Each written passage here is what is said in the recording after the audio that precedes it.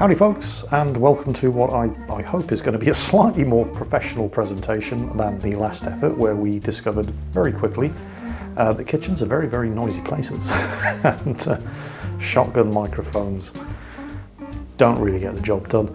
And also, using a tripod and a fixed camera angle is infinitely superior to the improvised shaky cam that Rita, bless her cotton socks, managed to inflict on us in the first video uploaded to this channel, Old Man Jingles Today. Instead of just showing you what I cooked and then making you watch me eat it, although we'll be doing that as well, I'm going to try my hand at actually preparing something, most of which are going to be coming from while the kitchen was being remodeled. I spent a lot of time watching the YouTube channel Binging with Babish.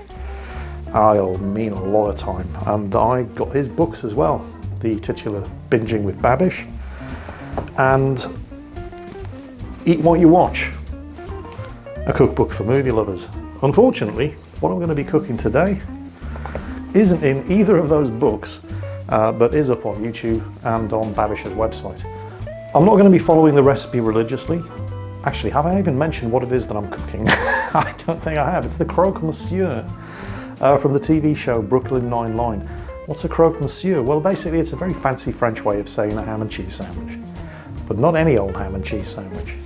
I have actually cooked this once before and it was glorious. And there are multiple variations that you can apply to the recipe. I'm not going to be sticking exclusively to the recipe that Babish recommends, although I'll be following it for the basics. But I'll be tailoring it to suit the tastes of the people that I'm cooking for, myself and Rita. So, one croque, actually several variations on the Croque Monsieur from the TV show Brooklyn Nine-Nine, coming up. At its most basic, all you actually need for a Croque Monsieur is cheese, ham and bread. But that's at its most basic. We're going to be going a little bit more fancy than that, because seriously, who wants to see somebody make a cheese and ham sandwich? So, cheese. That's a lot of grated Gruyere. Probably too much, but there's no such thing as too much cheese. For the ham, I'm going to be using Iberico ham, which is a fancy way of saying Spanish ham, and some Italian prosciutto, or however the hell you pronounce it.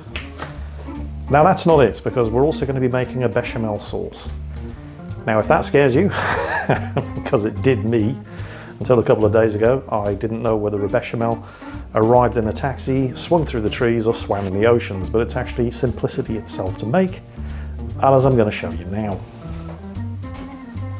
The only things you need to make a bechamel sauce are salt, maybe some nutmeg for flavouring, 1 tablespoon of butter, 1 cup or 240 millilitres of milk, and 1 tablespoon of plain flour. Not self-raising, not strong white bread flour, just plain flour. And this is how it works. Preheated pan. There goes the butter. You're going to melt the butter. That pan might be a little too hot. Just turn it down one. You don't want to burn the butter. That would be bad. Take it off the heat. So on a medium heat, because you definitely don't want to be burning the butter. We're not trying to make toffee here. Next, add the flour. You're going to want to be whisking this, because it will turn into a paste. But don't worry, it's all part of the process.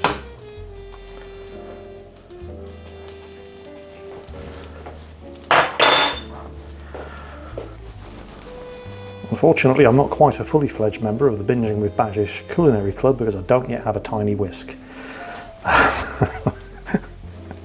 But one day, I hope to aspire to those levels of greatness. There we go. Now, slowly add the milk. Just a little. And keep whisking it in until it keeps turning to a paste.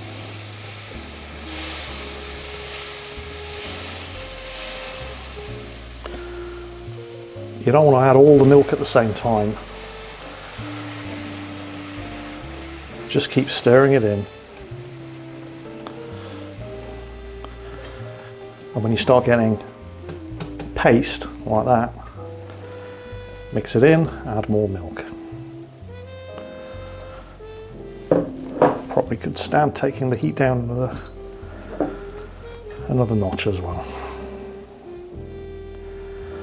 This is going to make almost a mayonnaise-like sauce.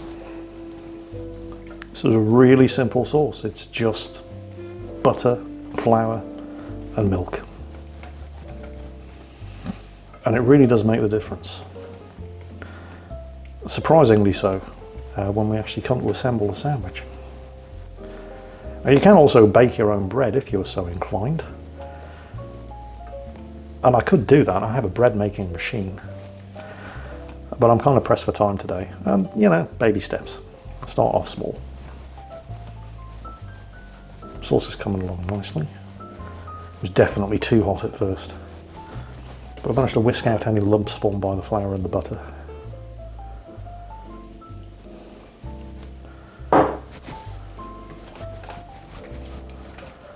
Just keep working it in.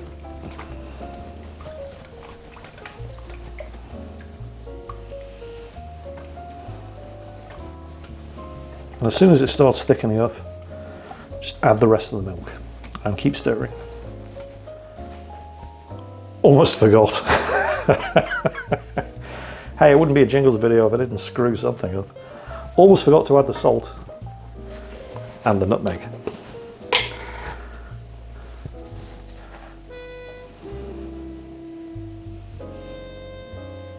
Don't need a lot.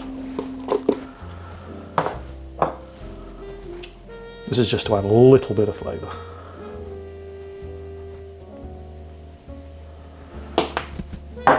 And of course, stir it all in. If you like, you could add some white pepper to this as well, but you want to be careful. You don't really want this to overpower the flavour.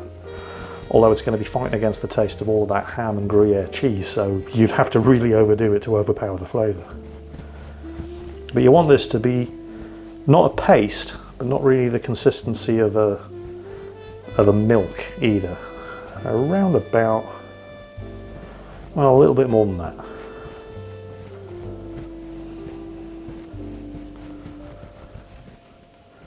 In fact, the best way of testing,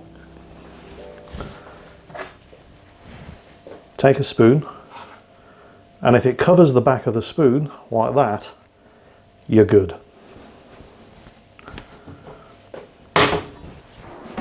Now for the fun part. 2 slices of toasted bread. Don't be afraid of making them good and thick. And this is where I'm going to need a spoon. I'll be right back.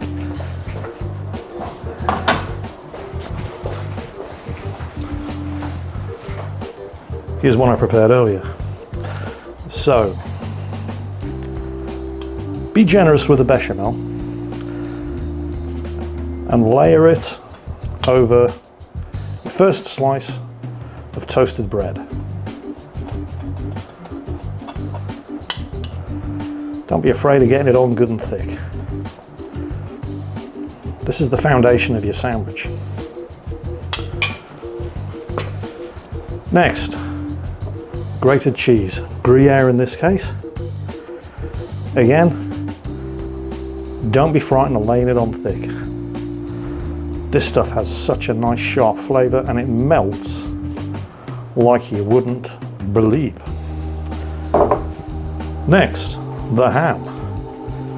I think we're going to go with the Spanish jamon. And again, you can afford to be generous with this stuff too. Really layer it on there. Man, this stuff is falling apart in my fingers. That's good, right?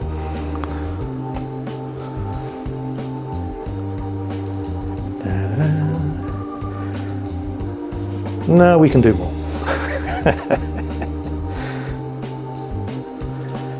Okie dokie. That should do. This stuff is very salty, of course. Now for another layer of cheese.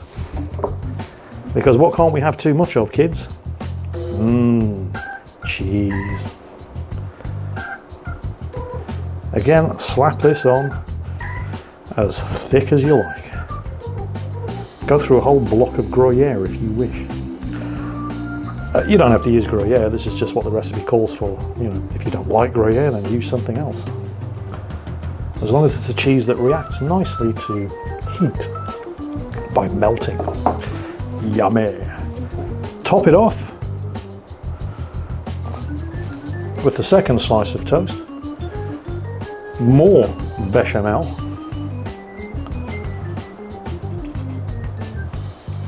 Doesn't have to be as thick as the first layer. And I may even be deviating slightly from the recipe here, but not as much as I'm about to. And then, do you know what we're going to put on? That's right, more cheese. I've preheated the oven to 200 degrees using the grill. And we're going to stick this bad boy under the grill in the oven for a couple of minutes until all of that cheese has melted and started to brown.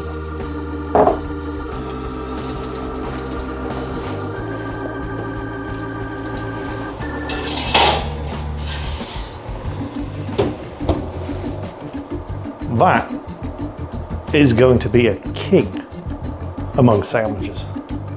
A few minutes later.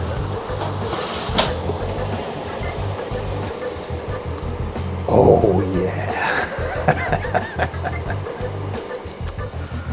And here goes.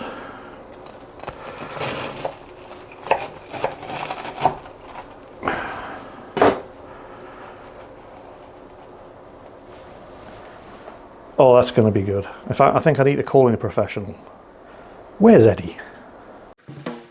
Right then, Eddie, as a naval veteran and a connoisseur of the Navy's finest cheesy hammy eggies, let's see then. Let's see how this stacks up.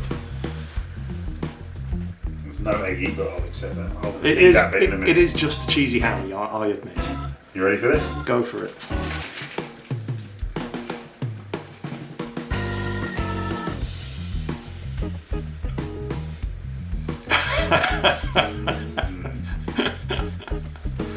So you approve?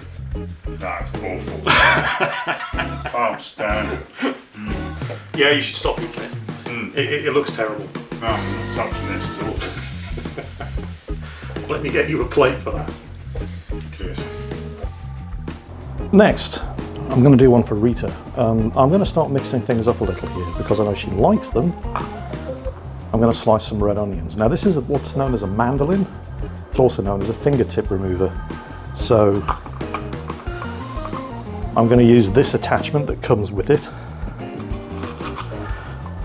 Skewer my onion. Fingers crossed because I've never used this before. Wow. Let's adjust the size of the slices.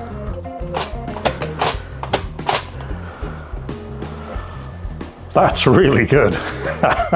I'm a fan of that. Other than that, it's mostly the same process as before. 2 slices of toasted bread. We're going to add some bechamel to the bottom slice. A generous portion of Gruyere cheese.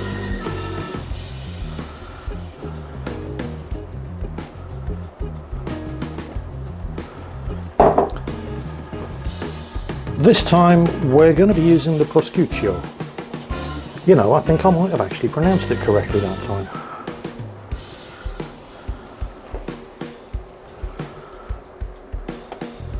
Oh, this stuff smells great. Nah, needs more than that.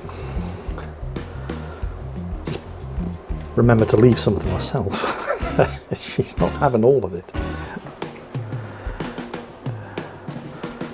Yeah, that's looking more like a New York deli sandwich. All right, I'll leave the rest for me. What's missing? Oh yes, if in doubt, slap more cheese on. And now because this one's for Rita, and I know she loves them,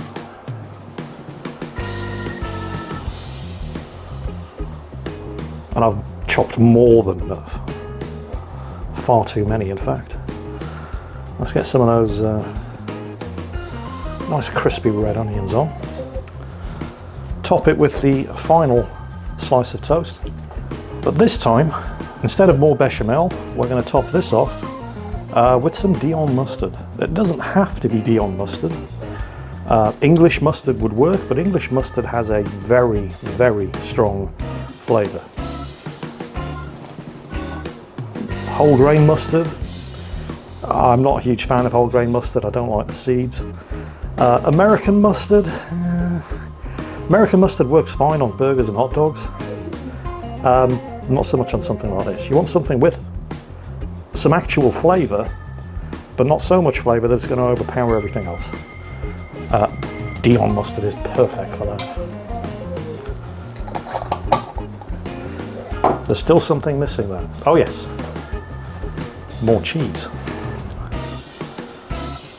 There is one final secret ingredient, but you'll see that once this bad boy gets out of the oven.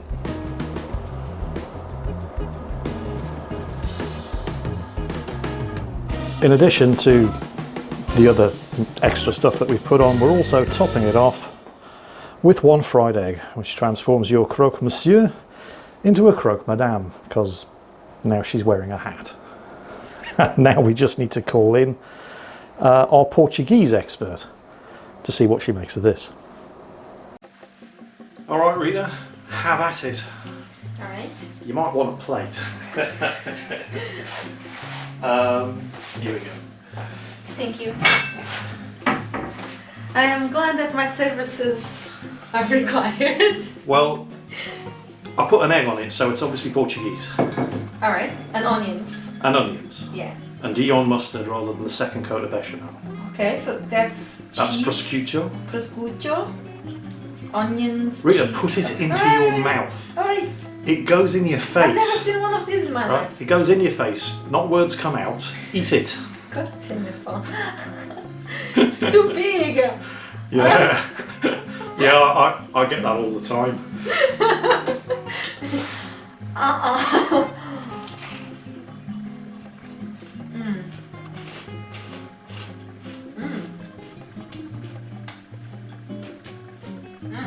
That's very nice.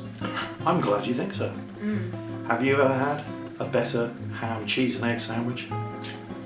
One Think more bite? carefully before you answer. You might need another bite. I only tried the corner where there's very little. Get a in good there. mouthful this time.